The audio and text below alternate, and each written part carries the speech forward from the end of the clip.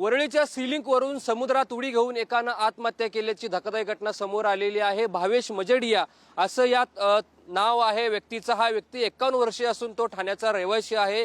मजेडिया हे व्यावसायिक आहेत।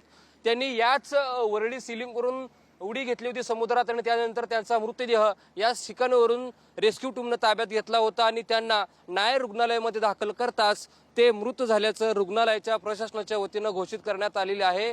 मजेडिया हे ठाण्यातील एक व्यावसायिक आहेत।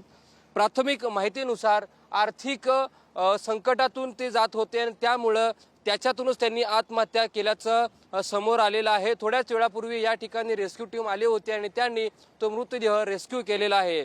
त्यामुळे याच सिलिंग करून त्यांनी आत्महत्या केल्याचं समोर आलं होतं। त्यामुळे आता त्यांच्या मृत्यूमागे त्यांच्या आत्महत्येमागे आणखी कोणती कारणं आहेत का याचा तपास सध्या पोलीस करत आहेत।